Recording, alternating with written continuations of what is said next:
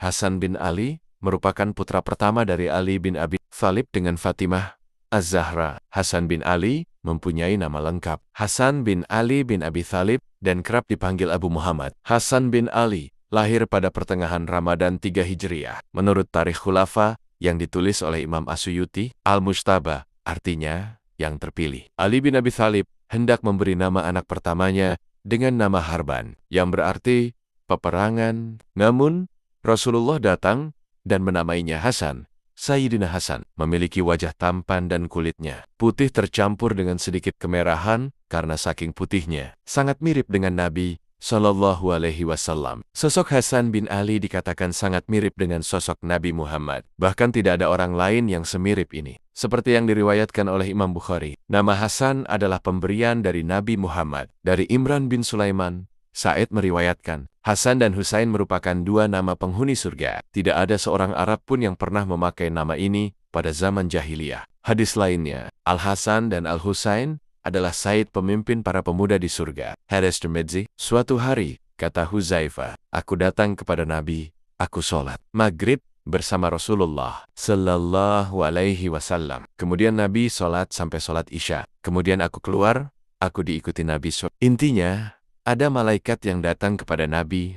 Kemudian Nabi kabarkan kepada Huzaifah, tadi ada malaikat yang datang kepadaku.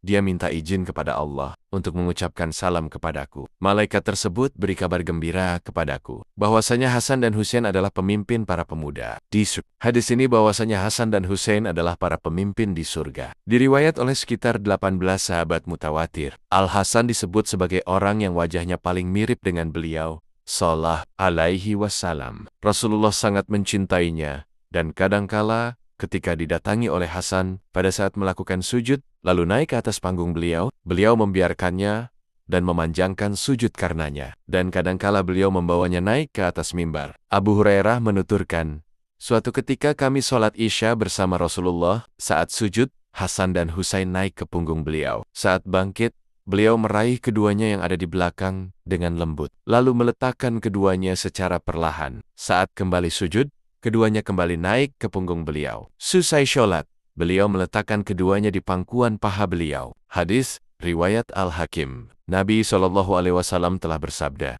keduanya Hasan dan Husain adalah dua buah tangkai bungaku yang harum milikku di dunia. Riwayat Al-Bukhari dan lainnya, Fathul B. Hal ini tidak lain karena Rasulullah SAW sering menciumi Hasan dan Husain. Gembira kalau bertemu dengan mereka, memeluk mereka, juga sayang kepada mereka berdua.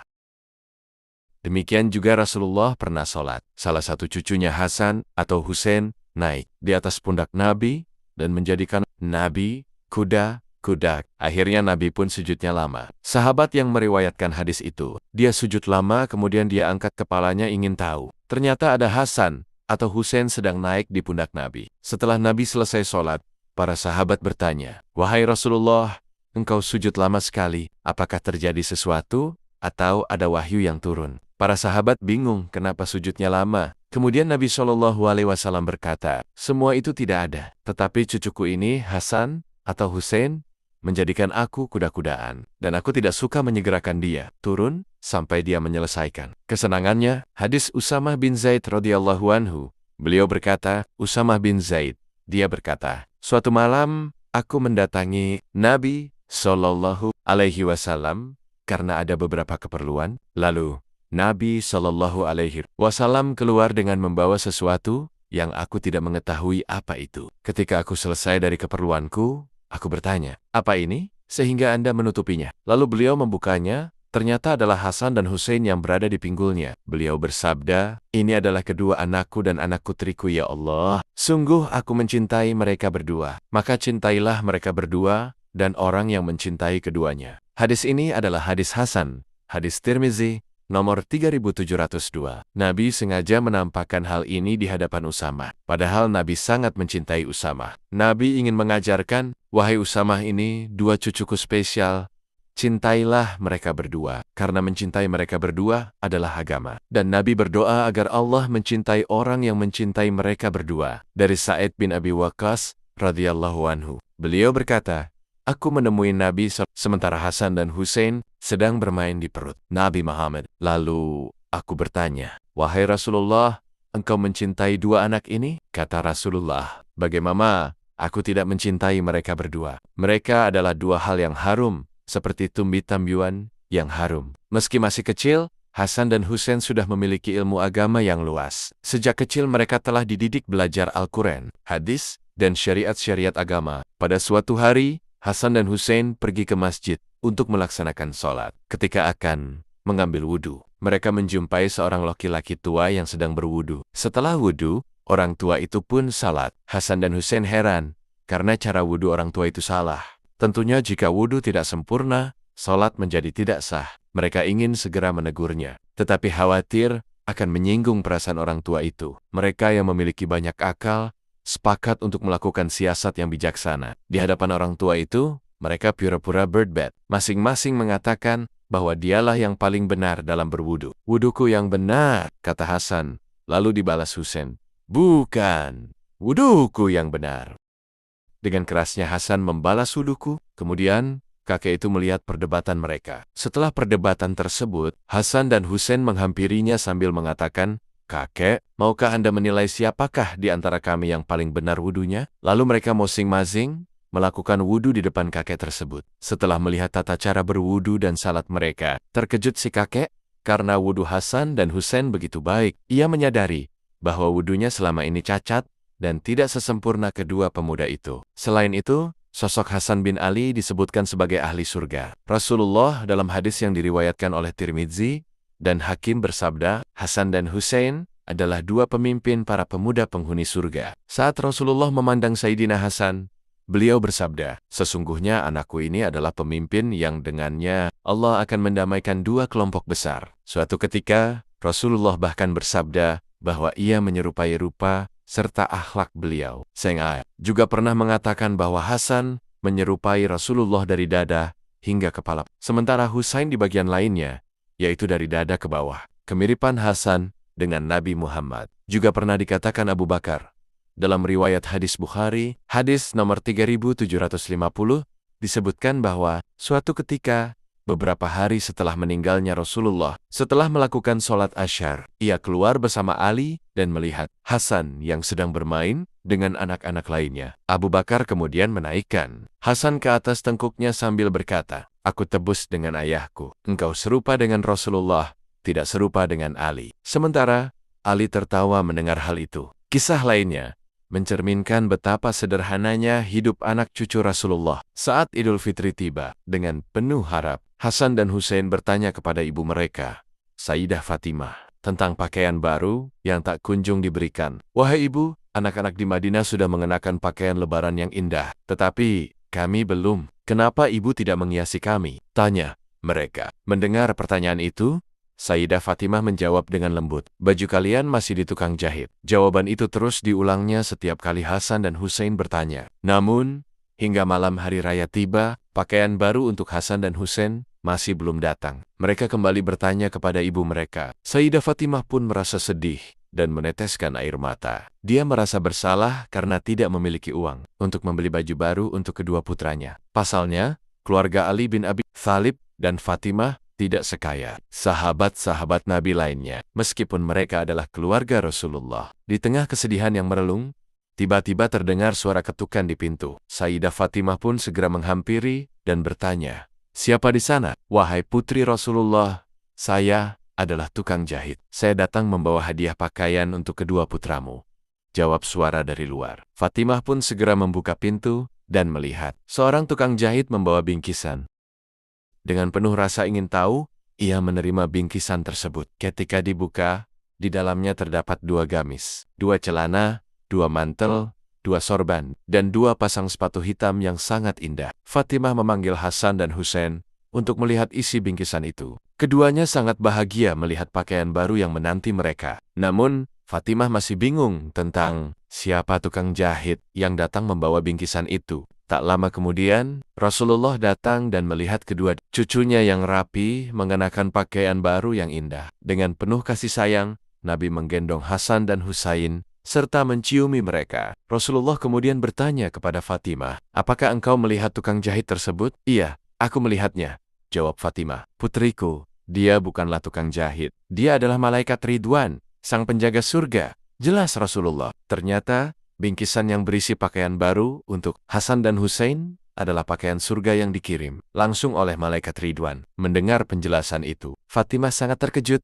dan terus-menerus mengucap puji syukur kepada Allah. Di malam hari raya itu, keluarga mereka dipenuhi dengan kebahagiaan. Pakaian baru untuk kedua putranya telah siap dipakai untuk merayakan Idul Fitri. Keesokan harinya, keceriaan dan rasa syukur menyelimuti rumah mereka, menjadikan hari itu semakin istimewa. Selama hidupnya, Hasan dikenal sangat cerdas, mampu menghafal hadis dan Al-Quran dengan cepat. Ia juga memiliki sifat yang lemah lembut, serta menjadi sosok baru bagi umat muslim di zamannya. Ia mendapat julukan Karimu Ahlil Bait, atau keluarga Rasulullah yang paling dermawan. Cinta Rasulullah kepada Hasan juga dikatakan sangat besar.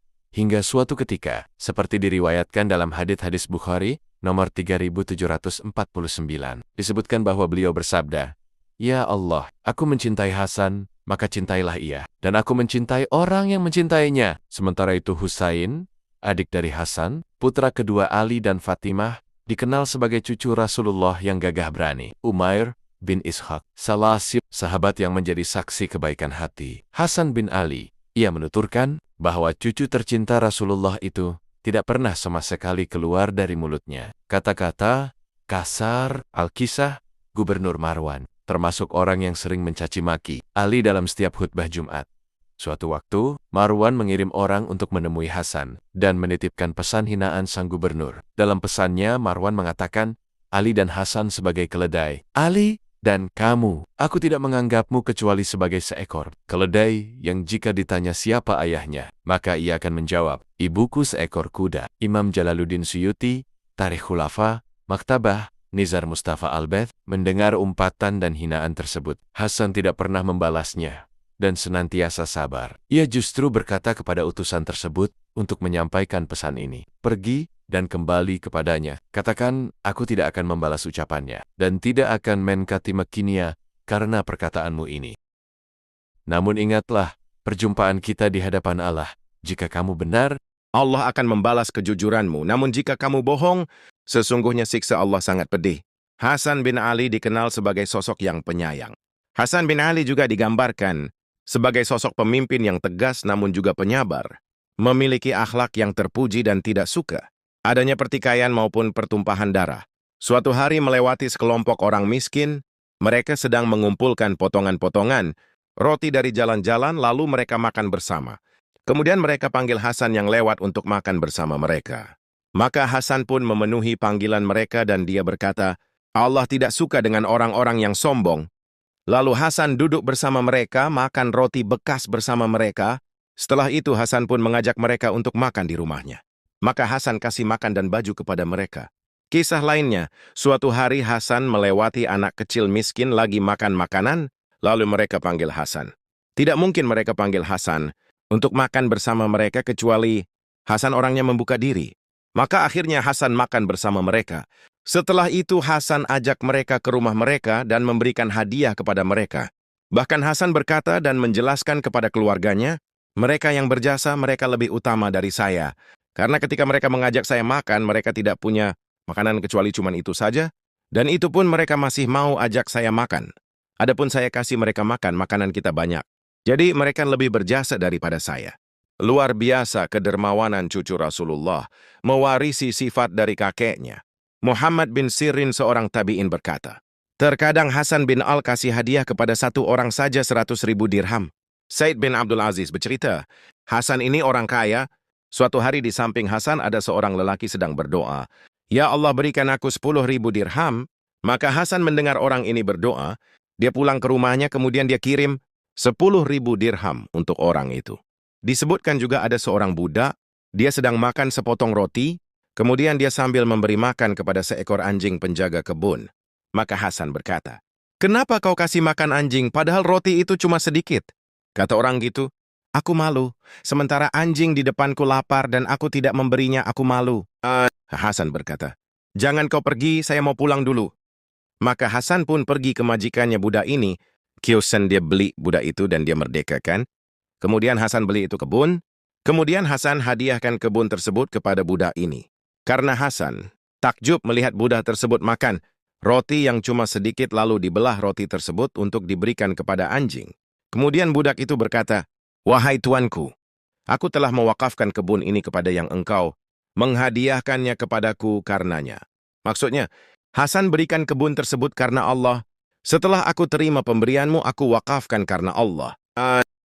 Kisah teladan lainnya dari Sayyidina Hasan adalah mengenai ibadahnya. Bukankah Nabi SAW pernah datang kepada Ali dan Fatimah? Kemudian Nabi mengatakan, "Kenapa kalian tidak bangun sholat malam?" Disebutkan bahwasanya mereka membagi malam menjadi dua. Di awal malam yang sholat malam adalah Al-Hasan. Di akhir malam yang sholat malamnya adalah Al-Husain. Jadi rumah tersebut diisi dengan ibadah. Baik Sayyidina Hasan dan Husain, keduanya sangat sering berpuasa sunnah, sholat, haji dan sodakoh. Ibnu Abbas berkata, "Di antara hal yang aku sesalkan di masa mudaku, aku tidak berhaji dengan jalan kaki." Hasan bin Ali 25 kaki haji dengan jalan kaki. Ketika Hasan ditanya kenapa pergi haji dengan berjalan kaki, sementara Nabi pakai onta. Kata Hasan, "Aku malu ketemu Allah pada hari kiamat. Sementara aku belum pernah jalan kaki menuju Ka'bah." Diikuti oleh adiknya Al-Husain. Husain demikian. Dia berhaji 25 kali dengan jalan kaki, sementara ontantannya dituntun di hadapan dia. Disebutkan Husain dia tidak lewat jalan umum. Dia lewat jalan-jalan yang lain, agar tidak menjadi perhatian orang-orang. Dia khawatir orang-orang akan ikut dia,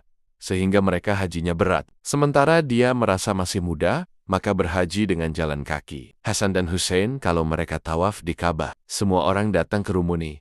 Mereka ingin mengufapkan salam kepada mereka. Siapa yang tidak ingin bertemu dengan cucunya Rasulullah Sallallahu Alaihi Wasallam? Apalagi mereka berdua adalah dua orang yang tampan, menyenangkan dipandang, dermawan, rajin ibadah, dan luar biasa. Hal menarik lainnya mengenai Hasan adalah sifat Hasan kalau mau sholat. Hasan kalau mau sholat kelihatan pucat, berubah warna tubuhnya. Sampai Hasan berkata, mestinya demikian kalau orang ingin bertemu dengan Allah berubah warna tubuhnya. Artinya menunjukkan bahwa gimana keseriusan Sayyidina Hasan ketika hendak sholat. Di kisah lain, ketika ayahnya wafat, Hasan dilantik orang Kufah untuk menjadi gubernur dan tinggal di sana selama 6 bulan. Namun, Muawiyah datang menemuinya dan meminta agar Hasan segera menyerahkan jabatannya. Sayyidina Hasan berkata kepada sepupunya, "Abdullah bin Ja'far, aku sudah mengambil keputusan, dan kuharap kamu setuju dengan pendapatku." "Apakah itu?" tanya Abdullah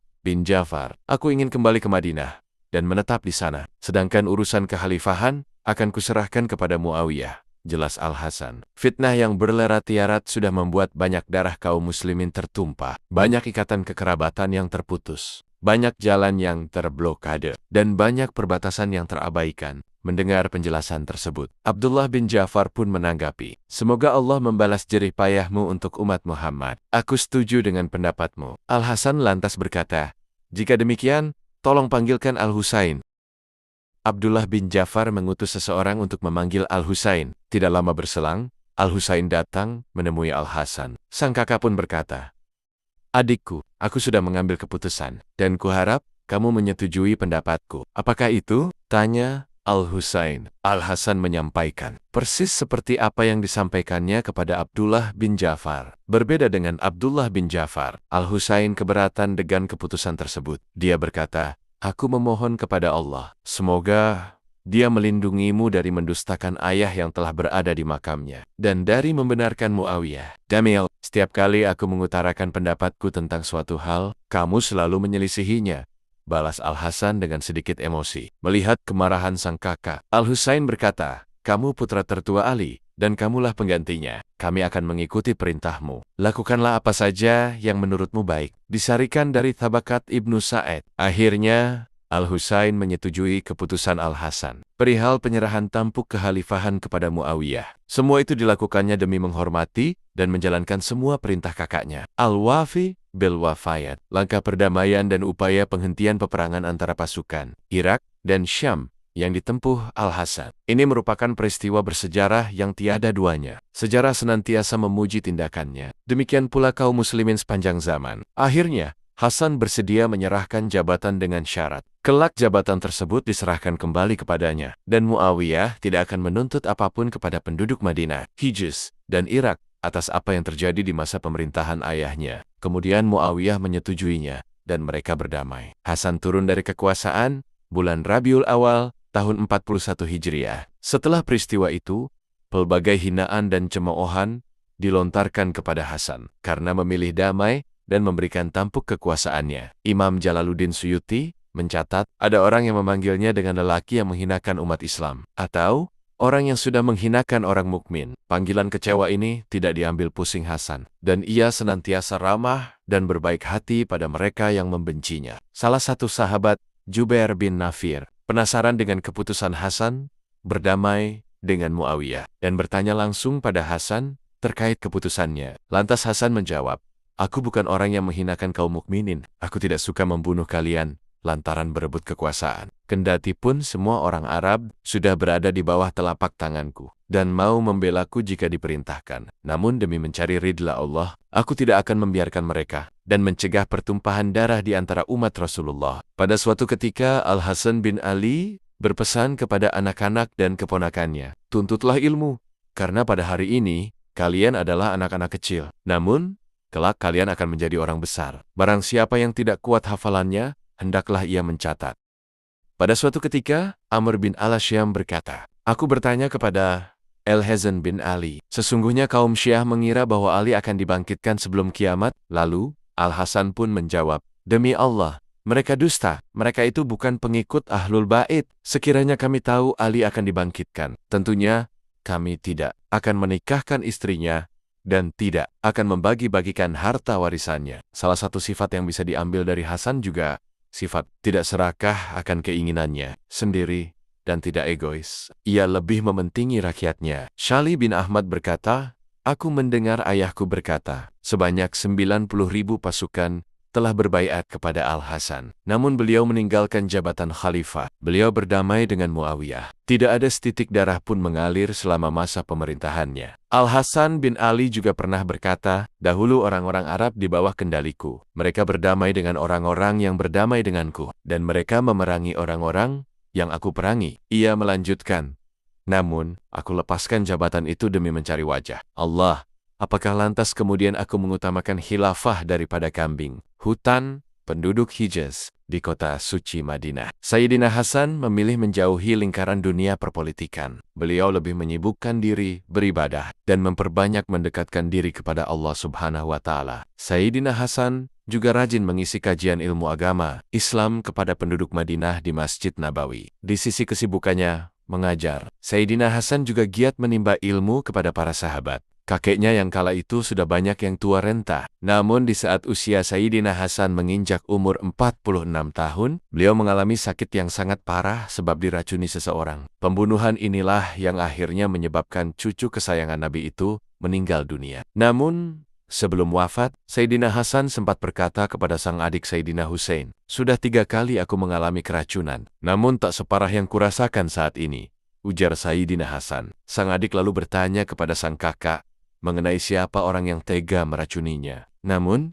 Sayyidina Hasan tak mau memberitahu siapa pelakunya. Alasan Sayyidina Hasan tak mau memberitahukan hal itu kepada sang adik adalah dikarenakan beliau tahu kalau sang adik sikapnya lebih keras. Kalau diberitahu siapa pelakunya, dikhawatirkan sang adik akan menuntut balas atas kejahatan itu. Beberapa hari sebelum Hasan bin Ali meninggal dunia, Hasan sempat bermimpi melihat tulisan di antara kedua matanya. Tulisan itu yakni, "Qul huwallahu ahad." Hasan bin Ali pun menceritakan mimpinya kepada keluarganya dan disambut sukacita. Namun, Said Ibnul Musayyab berpendapat lain. Beliau berkata, sekiranya mimpi itu benar adanya, maka tidak ada banyak lagi yang tersisa dari umurnya. Menjelang kematiannya, Hasan bin Ali merasa takut dan gelisah. Diriwayatkan Al-Hamid Al-Husaini, sebagian ahli sejarah meyakini bahwasanya yang meracuni Sayyidina Hasan adalah istri beliau sendiri yang bernama Jadah binti Al-Asyad.